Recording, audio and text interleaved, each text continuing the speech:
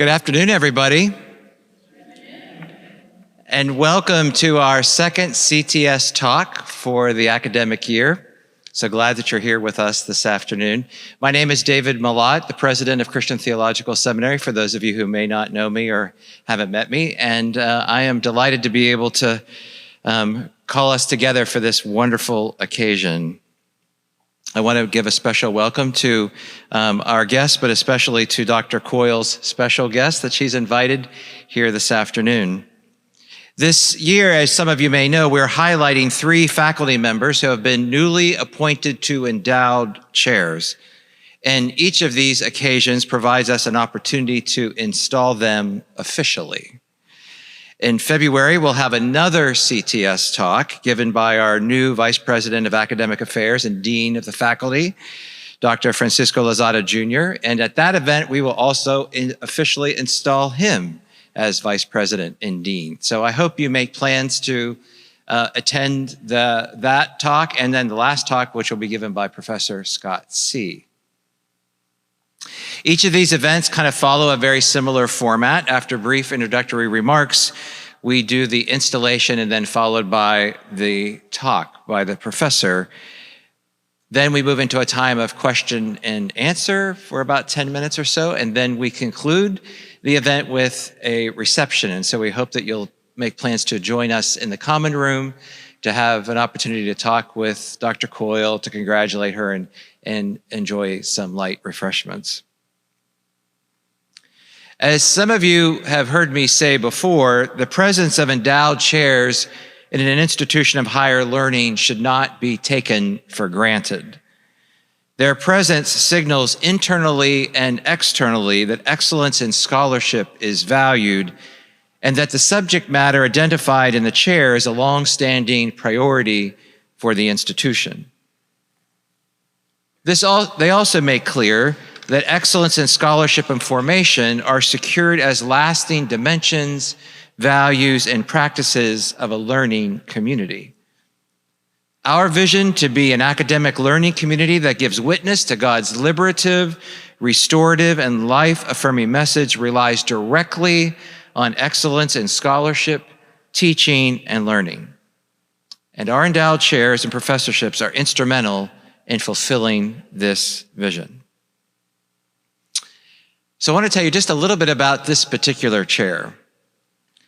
In the 1980s, Christian Theological Seminary had the foresight to establish 5 faculty chairs. Thanks to a successful capital campaign, at that time, the seminary was able to provide a solid financial foundation for each of these chairs. The Lois and Dale Bright Chair of Christian Ministries was established in 1985 and was the final one to be created. Lois and Dale Bright were high school sweethearts in Iowa who were married when they were 19 and 20 years old. They moved to Des Moines, Iowa, and eventually purchased a 300-acre farm in 1952. In 1982, the Brights, who were very active in their Disciples of Christ Church, donated 100 acres of farmland to Christian Theological Seminary. Unfortunately, the value of the property immediately upon transfer took a tumble in its value. Consequently, the seminary decided to continue to farm the land through a tenant farmer until 1991.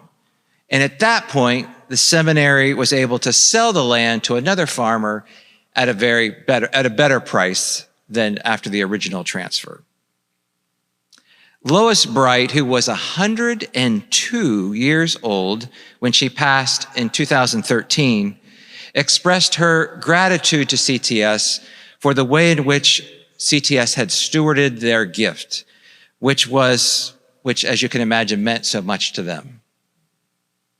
In 1992, the chair was finally ready for its inaugural recipient, and the Board of Trustees appointed Dr. Nell Slater, Professor of Christian Education and Director of the Center for Congregational Education, to this chair. Then in 1999, the Board of Trustees appointed Dr. Brian Grant to the chair, And in 2010, the board appointed Dr. Bernie Lyon to the chair. The chair has been vacant, unfortunately, since 2014. So you can imagine earlier this year, I was thrilled when the Board of Trustees of Christian Theological Seminary approved my proposal to appoint Dr. Suzanne Coyle, Professor of Pastoral Theology and Marriage and Family Therapy, to the Lois and Dale Bright Chair of Christian Ministry. So now I invite Dean Lozada and Professor Coyle to come forward for the official installation.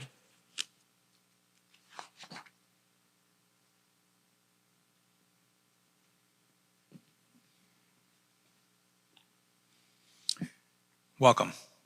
And it gives me great pleasure to introduce Dr. Suzanne Coyle. Professor Suzanne Coyle hails from Central Kentucky, growing up as the daughter of a farmer and a public school teacher. She was immersed in a community of talented storytellers, often gathered around the supper table. Her mother and maternal grandmother shared captivating stories, while her father, usually a quiet presence, provided thoughtful commentary. Suzanne's roots lie in Beech Fork Baptist Church, where she began a lifelong journey as a pianist, honing her skills in gospel music. Her passion for music led her to explore voice, piano, organ, harpsichord, and flute.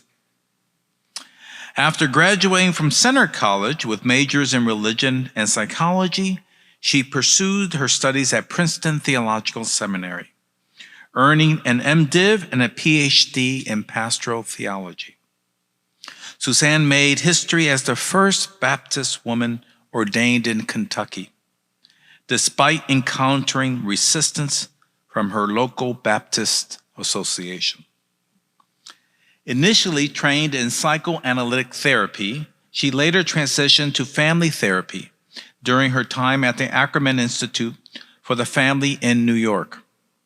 Subsequently, she obtained a postgraduate diploma in narrative therapy and community work from the Dulwich Centre in Adelaide, South Australia, founded by Michael White, the co-developer of narrative therapy. Suzanne has served as a pastor in congregations across diverse settings, including suburban New Jersey, inner city Philadelphia, and rural Indiana. Additionally, she brings a wealth of administrative experience, having directed pastoral counseling centers in Kentucky. Suzanne holds licenses as a marriage and family therapist in both Indiana and Kentucky, and she is also a licensed pastoral counselor in Kentucky. She is recognized as an approved supervisor by the American Association for Marriage and Family Therapy and serves as a site visitor for the Commission on Accreditation for Marriage and Therapy Education, in addition to being a member of the Standards Review Committee. An accomplished author, Suzanne has penned 3 books, including Restoring Your Faith, also Uncovering Spiritual Narratives Using Story in Pastoral Care and Ministry, and her latest work, Spirituality in Systemic Family Therapy Supervision and Training. Her extensive contributions extend to numerous peer-reviewed articles and book chapters. Suzanne is a sought-after speaker on both national and international platforms, having presented at organizations like the American Association for Pastoral Counselors, Association for Clinical Pastoral Education, International Family Therapy Association, American Association for Marriage and Family Therapy, and the Society for the Exploration of Psychotherapy Integration. Suzanne is married to Reverend Peter Zinn, who serves as a pastor of Greenwood Presbyterian Church. Their son, Dr. Joel Coyle Zinn, is an assistant professor of physics and astronomy at California State University, Long Beach. The family finds joy in their central Kentucky farms, where Suzanne is nurturing an organic orchard. Now I'll turn it to the charge and installation itself.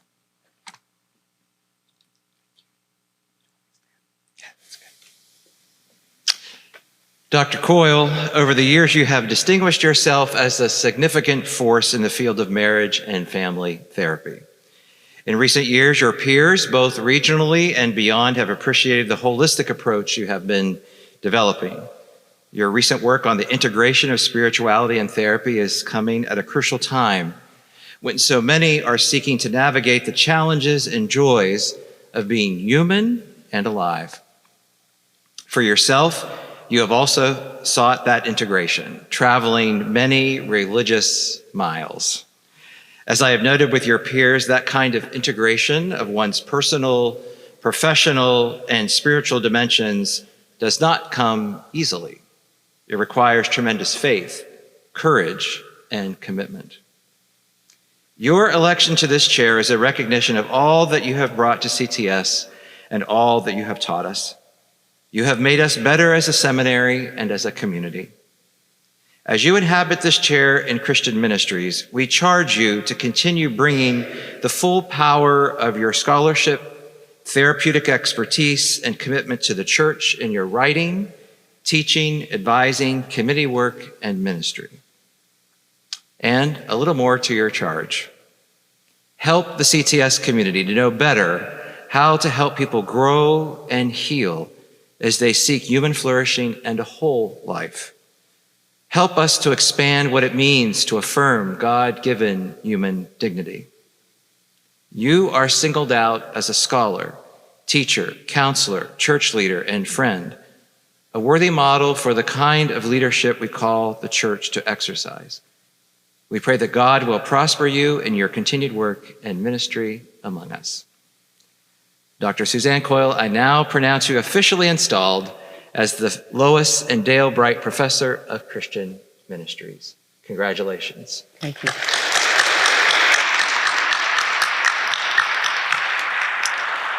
And now the floor is yours.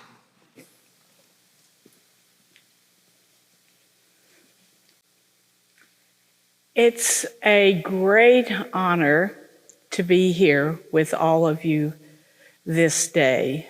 My peers, my administrators, my friends, my students.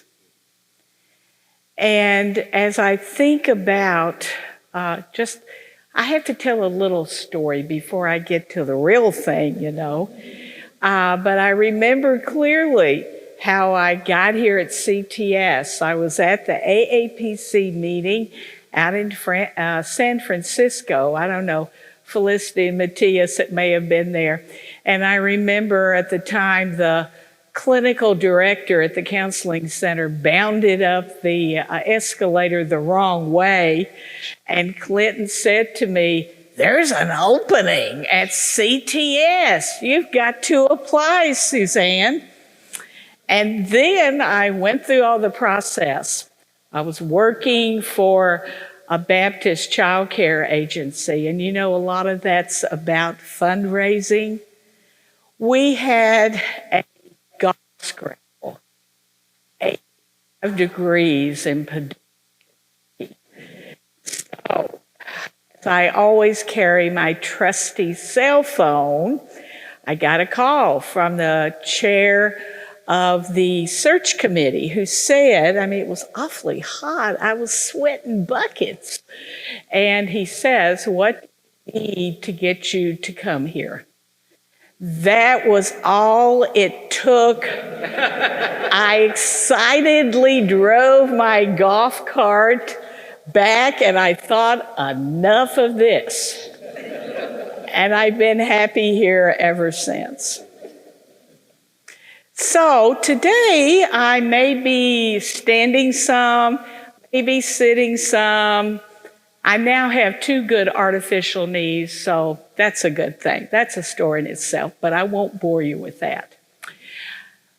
But I want to kind of structure my talk to be different stories within stories of how I became interested in storytelling and stories. So, let's see if this works. Any good story begins once upon a time. Once upon a time, there was a young woman who was the daughter of a farmer and a public school teacher who lived on a farm. Days were filled being outdoors with pet pigs. I do love pigs. My husband doesn't know why. And pet calves until they were ready to go back to the mama. We also had a plethora of cats, dogs, chickens, sheep, you name it. The critters were there. And also a bountiful garden. But the highlight of all my days on that farm was all the wonderful storytelling. And so I always looked forward to supper time. We didn't talk about world events. We did watch the news, but it was just too interesting about what went on in the neighborhood.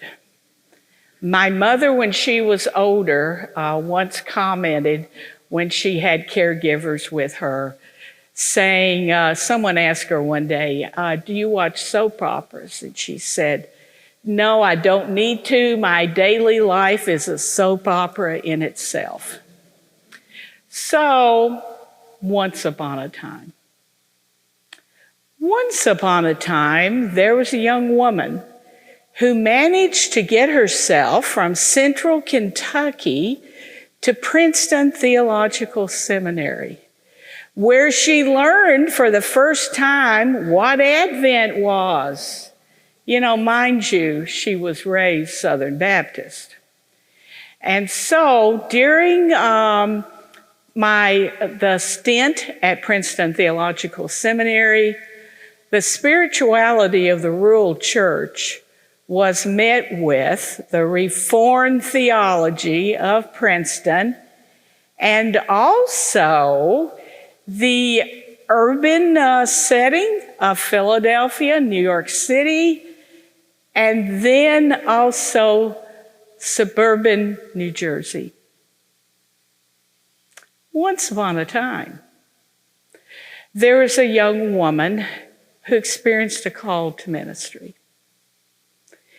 And as she took courage in hand, never having known another woman who was a minister, except for two Pentecostal women who were ministers in her college town,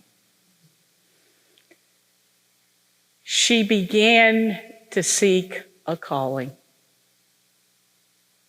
Once upon a time, there was a middle-aged woman, we've kind of traversed a bit, who began teaching at Christian Theological Seminary. And as she taught, she brought with her those stories from her rural faith, honed in Beech Fork Baptist Church in Gravel Switch, Kentucky, where she played gospel piano and actually had an experience accompanying an evangelist on the Old Rugged Cross as he played the musical Saw. Now, I know I still have a Kentucky accent sometimes, so SAW. That is indeed an experience, I have to say, okay? So, once upon a time. All of us have our once upon a times, don't we? We can look back and we can see all those times in the past when God led us in ways that we never really expected. And I've become aware that all those times are those times when perhaps there was a story, an average, everyday story, that really impacted our lives. And so I, as one who was raised in the storying land of rural Kentucky, always began to think about things that were called spiritual disciplines. I read my Bible, of course. I was raised Southern Baptist. How could I not? And I went to many a sword drill. We won't go into all of that. But I always never saw myself as a contemplative person, and I still don't. I prayed, unlike my husband, who prays really beautiful, flowery prayers, one of his church members here in the front row, so Jerry knows. My prayers are rather to the point and practical, I think it comes from being raised on a farm where practicality rules. But I struggled for years about what can I have for a spiritual discipline? And so it finally struck me one day, you're a grand storyteller. It comes by you naturally. And then that began the story of how I'm here at CTS and how I'm talking about how you story your spiritual lives. All right? So, as that journey kind of continued, I got more interested in the origins of stories. And what we do know about stories is that human beings, for time beginning, when we first put our feelings, our cognitions into words, have told stories. We have told stories to make meaning out of our lives and to be able to have that story so we can readily share it with other people. Sometimes in my farm community, however, there are different types of stories. Someone can say, oh, that was such, especially at church, an inspirational story. But then again, you can hear, wow, that was some story. Not a compliment. So I began to try to figure out how can we, as people of faith, lift up how we experience our stories and lives and give it meaning. Really enable ourselves to shine forth with stories. And so I think that the once upon a times soon evolves into stories that burst out of the words, the languaging, whatever we have in our lives. And so I began doing research on stories. This is a story of how I love stories. And we now know that with the new brain research, that if you are taking MRIs of a brain and someone is telling a story, the part of the brain that lights up is the part where we process emotion. So my bottom line rule of a good story is that it must evoke emotion. And so I believe, and I was believing then, that there was definitely a real potential for development and making it into some kind of spiritual practice. And so, as I began to explore this. And I say this with some trepidation since my academic dean, Dean Francisco Lozada, is a Johannine scholar, to actually use John 1:1. Okay? In the beginning was the Word, and the Word was God, and the Word was God. I read that verse one day, and then suddenly I had a very different notion of what that verse meant to me. It was like my brain fired up. And I thought to myself, well, another way of looking at this is the enfleshing of the Word. How a word is not just a semantical device, but how it really encapsulates all those things that are about us as humans. And you would never believe how, again, one of my stories, in this story, I came to expand upon this. I was at one of these, I'm always one, I'm definitely a nerd, and so I'm quite happy here, given that my son said at age 13 when I came here, he said, "Mama, I think that is the perfect job for you because you like to study." So, and I've studied ever since. And I was at an American Association for Marriage and Family Therapy conference. The person who was giving the talk, it was about inviting and so forth, was Carl Tom. Now, my students, I espy some of them. They know I've used that word. He was a very influential, he's retired now. I have some colleagues who worked with him at the University of Calgary. He was the person who introduced Michael White, the co-developer of narrative therapy, to North America. And they did a lot of this research. And so some of their research was about creating words to be really an organic kind of entity.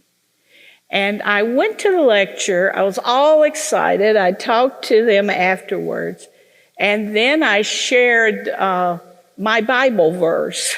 You know, once you're Southern Baptist, you never get rid of your Bible. So they were really intrigued. And what I find over and over again with all these, high people in our field, the experts, it's amazing how many of them are actually Christian or have a faith of a different religion. And so they were quite intrigued with this idea. And so began years-long kind of collaboration with them over some of this information. Around that time, I became introduced to what all my students would say. One student yesterday, I said something like, "Oh, Dr. Coyle believes narrative therapy, nothing else." So maybe I'm not that extreme, but nevertheless, it did introduce me to this whole thing about the narrative world.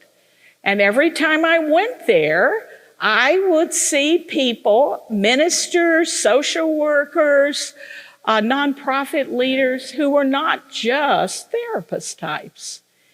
And it began to resonate for me about what that was all about. And so that has begun, and I want to kind of make this kind of short because I want to get into more the practical thing of how to uncover your spiritual story. But I would not be a good scholar, since President Malott used that in the installation, if I didn't talk about some theoretical and theological foundation for it. And so I finally came up with this kind of notion. And I'll just say briefly what led to it. The one concept that I wanted to use, I wanted to do something visually. I think I'm a fairly visual person. In terms of profession, there's been research studies about how marriage and family therapists are definitely visual people. And how can you not be visual where you have a family there, the kids trying to crawl out the window, you have the parents who are glaring at each other, and you have one other sibling who's kind of got their arms crossed. You have to be visual. And so I've always been intrigued with, in our field in pastoral theology, Anton Boysen's The Living Human Document. And his history as a psychiatric patient, but just his contribution to the world of chaplaincy when he began to try to look past diagnostic categories to understand that human beings can be read just like a textbook, you know? And that's what we try to teach our students in both counseling programs here, is how to read their clients. And so that was a actual concept we used for many years. Then Bonnie Macklin Moore Miller came out with the notion of the living web of life. She taught many years at Vanderbilt University School of Theology, Divinity. And in it, she critiqued the notion that the living human document can erroneously only look at individuals, okay? But the web, you know, with its flexibility and all this, really invites a look where we engage with not only other people, but also clusters of people, families, and so forth. That term has been used also in bioethics by a Princeton Seminary grad, Nathan Carlin, in trying to work out at least a visual image that invites people who are marginalized for health service. That image kind of evolved, and then we go up to marriage and family therapy theorist. We are learning in one of my classes the theory called integrative systemic therapy. And in it, they have what they call a web of human experience. It creates and it includes structures, it includes constellations, it includes many other kinds of notions, biology, spirituality, family, culture, and so forth. And as I've looked at that, and most of these approaches talk about spirituality, I began to think about a radical notion.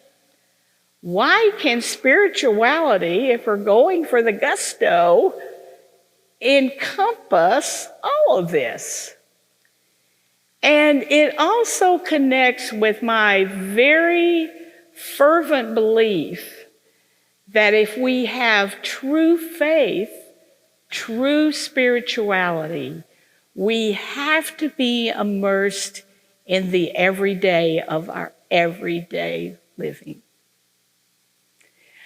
And I realized how even well-educated people, in my training program in Australia, there was a woman who was a psychologist, and she was always shocked that I was advocated to being a Christian, trying to be spiritual, on my better days, as I like to say. And she said, well, I always view spirituality as being this separate kind of thing. It doesn't touch anything in real life. Well, boy, that set me off. And so instead of eating my lunch, I took it upon me. It was that Southern Baptist evangelism in me. I said, no, let me show you how you are so wrong. And we talked for a period of time. And she told me this. She said, I've never really talked to I don't know where she'd been, anybody who had been educated, who could understand spirituality and being connected with everyday living and with culture, with the social part of life. And so that's where I came up with this notion here. So I want to just go this briefly, because I'm watching my time here, and talk about how I see this tying in with the way in which I engage people, my clients, in finding their spiritual stories, in doing storytelling groups, and in doing a variation of spiritual direction. Note I said variation, okay? So, this all starts out because I do believe that spirituality, which is understood here as focusing upon those things, those relationships that are bigger than us, bigger than who we are, and realizing that we have a commitment to that. So I have been strongly influenced. My two, top and bottom, is Freire's notion of a non-hierarchical sharing of knowledge and then power.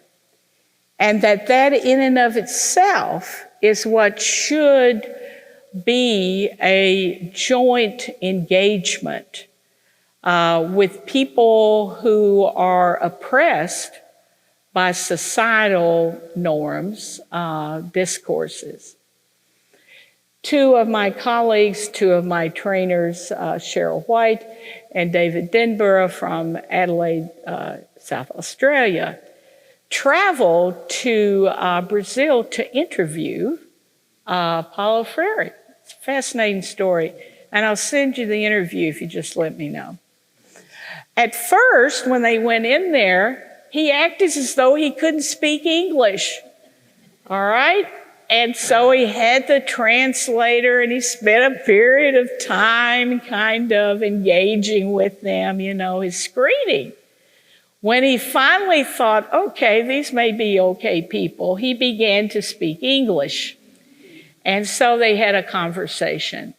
It really inspired the whole world of narrative therapy, because what we try to do in our better days is to try to create unity and diversity, number one.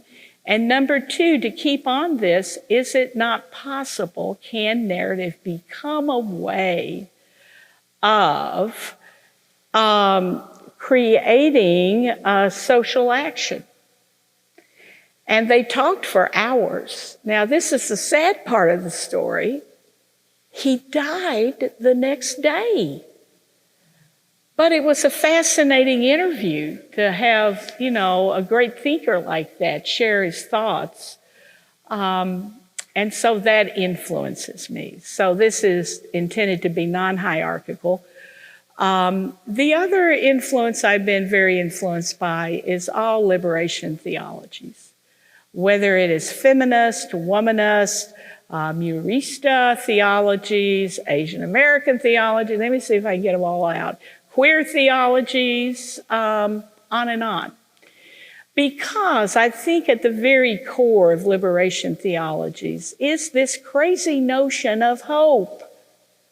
Although the people who create these theologies probably have the least reason of all to be hopeful. And so I began to think, well, how can hope be created in people? And then as I listened to people, when I was a pastor, being a therapist, a teacher, when people are hopeful, they share a story. They share a story about how at one point things were bad and now they're better. Or it's not that all these stories are good.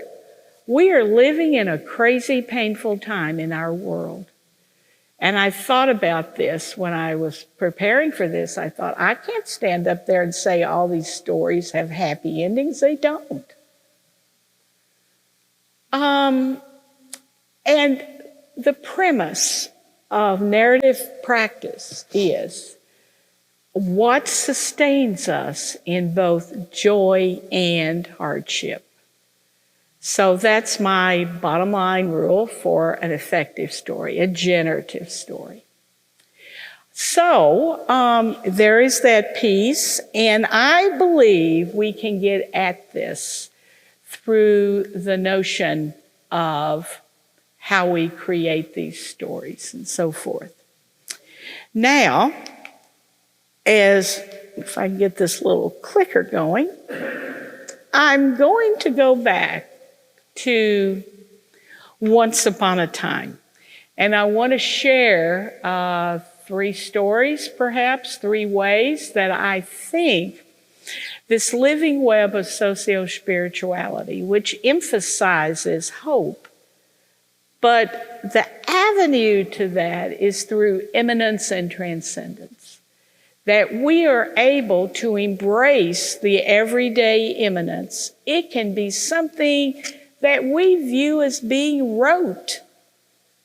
But it can be, as Michael White, narrative therapist, said, it's about exoticizing the everyday.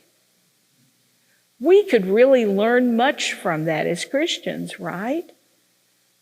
To embrace the joy that God gives us daily.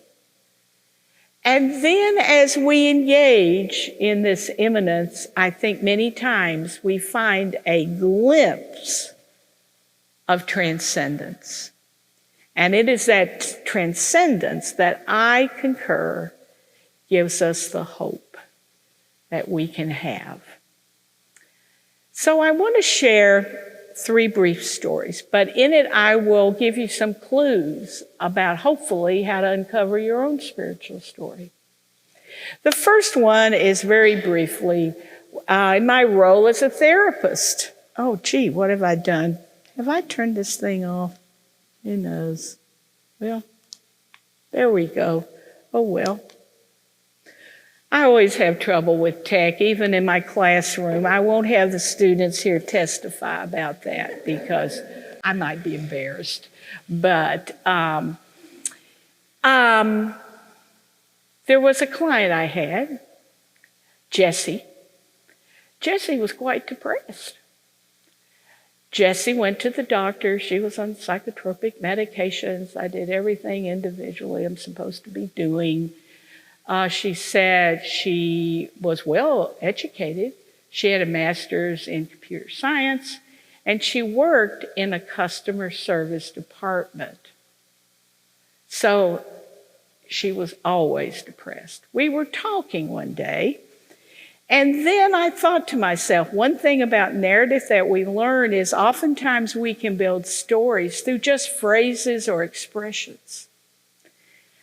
I got this idea and I just tried it. I said, Jessie, I'm curious.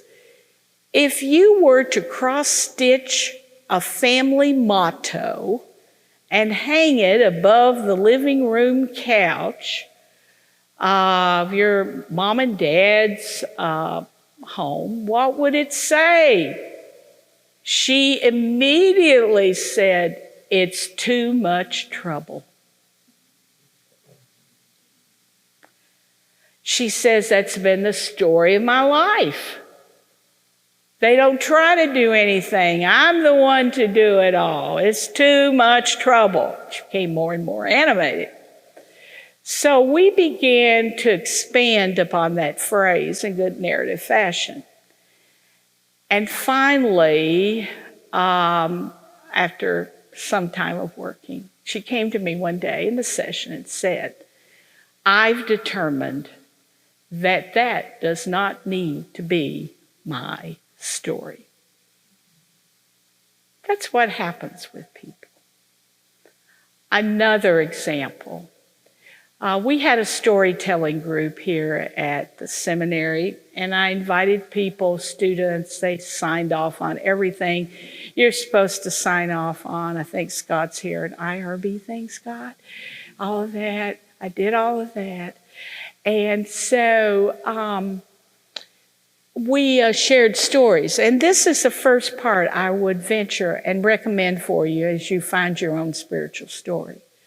We spend too much time hanging on to this faith story we had way back yonder, as we'd say down home, and we just tell the same story over and over.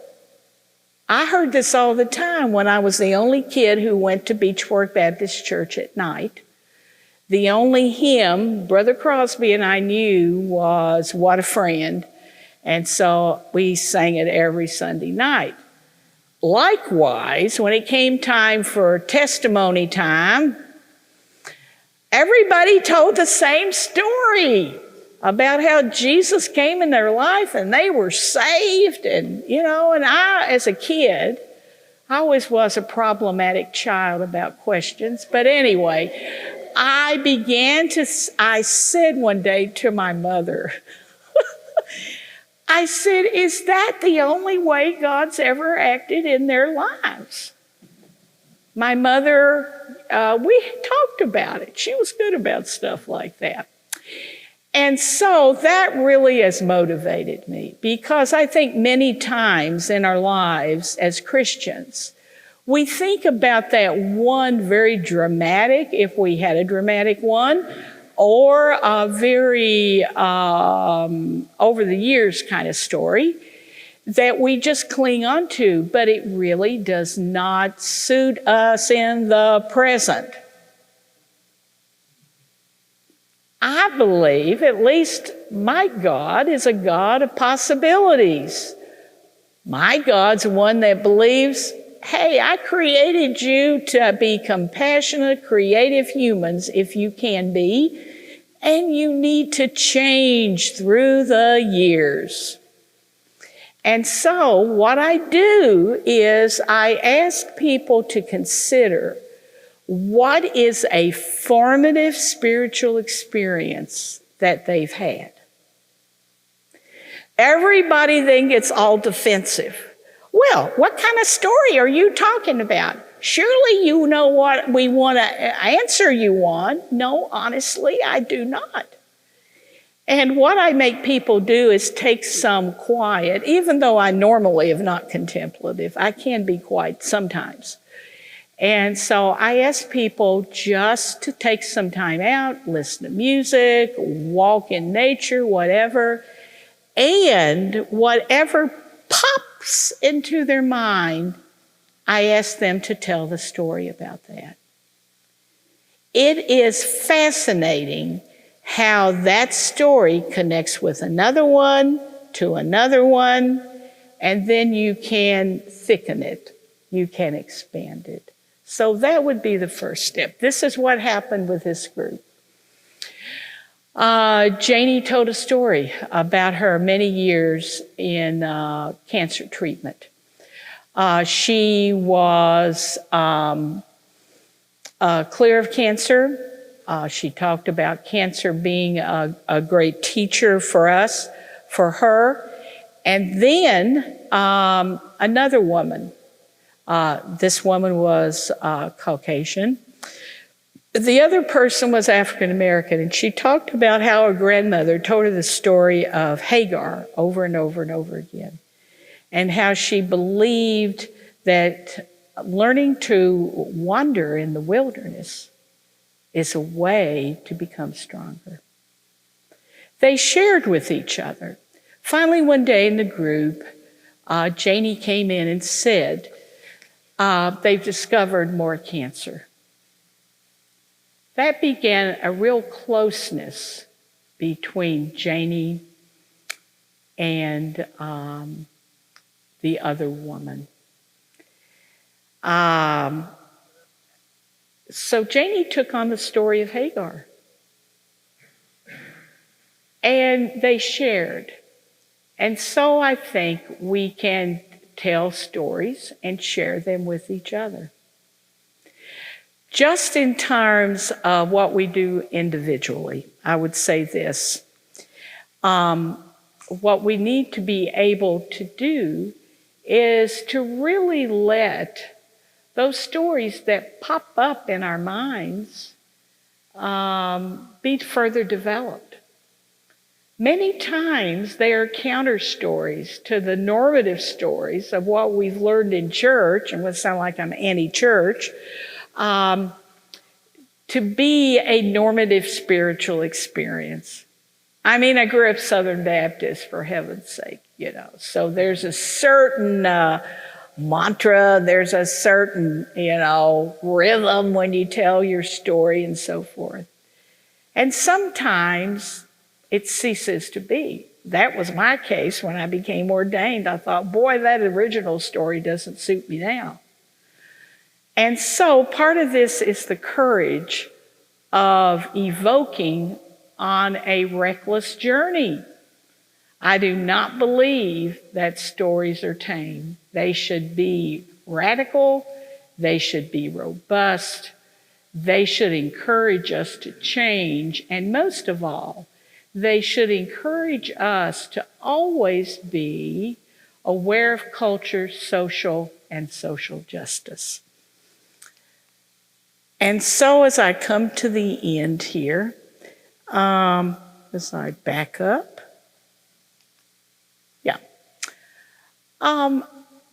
in the Once Upon a Times, they usually end the story with, and so they lived happily ever after. None of us have all happily ever after stories.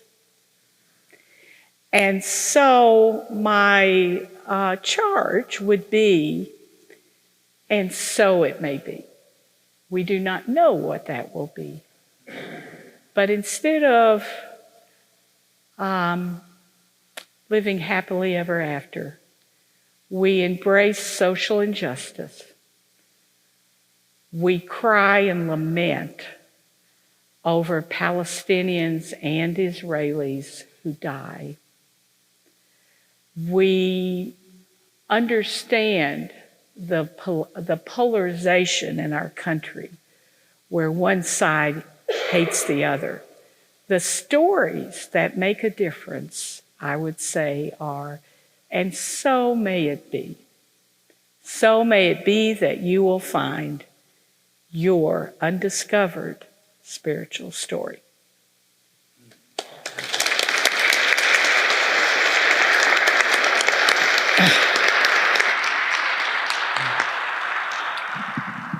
Let's take a few questions from the floor. Sorry. There you go.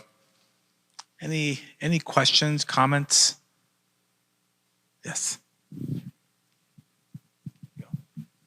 Thank you. I was interested in your second story, in which you talked about whatever pops in your mind.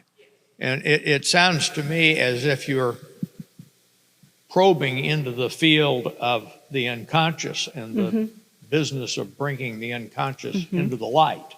And of course, that's Carl Jung's idea. But the point I'm getting at is that what you're talking about? Or are you talking about what pops in your mind is something you have previously experienced? Well, as my colleague, Dr. Kelcourse knows, I'm not Jungian. However, I really don't like to give it a label, okay? Let me just say that. Is it the unconscious? I mean, even MFTs believe there's an inner life we have, okay? We wouldn't talk about the unconscious. We're not that clueless, Dr. Beyer, that we would not believe that there's an inner life. That's kind of what I look at it as. And because I am a postmodern human, I believe that there are certain kinds of memories we have. I think it's really connected a lot with memory. That, you can be sitting someplace one time and you have a memory, it pops up out of nowhere. I mean, yes, you could label it unconscious. You could label a lot of different things. So I'm not so as concerned with the labels as just the experience of it. My focus is that whatever is very experiential. Yeah. Others?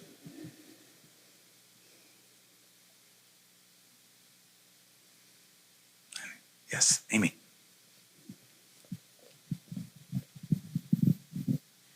Dr. Coyle, as you know, I really appreciate the integrative nature of how your work crosses between the theological and the counseling fields. And I wonder if you could say even just a little bit more about that and what you hinted at sort of at one of the beginnings of your stories, what you see from a counseling basis as the benefit of probing into these spiritual stories. Yes. All right, I'll answer it like this. I do think that many times people understand spirituality. Lots of times they connected with emotions and with feelings. I tend to think about my own personal spirituality. I almost always have some kind of emotive experience. Not everybody's like that. And so I think the way that we can kind of integrate that is my assumption that every human is spiritual.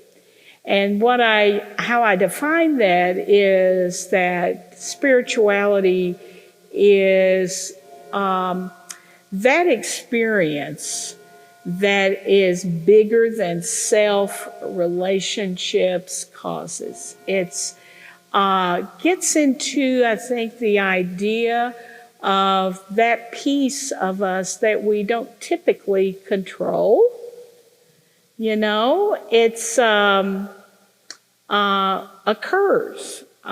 It's experiential, and people don't like to talk about this. So when I'm working with clients, I had a client one time who told me she knew I was a pastoral counselor. And she came in, she said, I just want you to know up front that I am not a religious person. I said, okay, fine. And so we started talking, and we talked about a lot of different things. At the end of our session, she said, I came in here the first session, and I said I wasn't religious. I'm not religious, and I am a very spiritual person. So I think what we can do in counseling is try to connect with our client where they are, and then I always ask the question about what things or people are bigger than you. That's another kind of way of doing it. I don't know if it answers it at all. Yeah. How about one more question?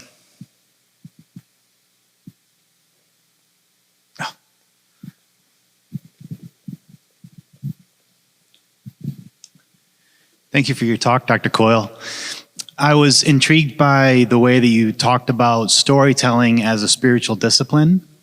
And also in your own background, you grew up in a culture that was saturated with stories, and you realized at some point that you had a gift for storytelling. I've always admired people like you. And I wonder, do you think storytelling is a skill that can be developed? Can anybody learn to tell stories? I would say definitely yes. And the reason I say that is I think it's kind of similar in my own experience, I married a guy who's a beautiful prayer. It's one reason I married him. Doesn't that sound odd? But anyway, it is. And I don't have that gift. I don't know. Maybe I could learn it. I don't know for sure. But my son, who's been I heard both of us preach, unfortunately, says, Mama, Daddy kind of explains things in beautiful language and everything, and you just get to the bottom of it. So, I think we have different inclinations, but it's very interesting. There's a wonderful group in New York called Narrative Inc., and they teach people and business people and corporations how to tell stories, and it is possible. I think typically the real gift is, my students and supervisors get tired of me saying this, but it's a matter of slowing down and observing and describing things in a rich manner. And I think it's very doable. Yeah. We'll turn it over to the president here. Well, thank you. Let's express our appreciation again to Dr. Coyle. Thank you.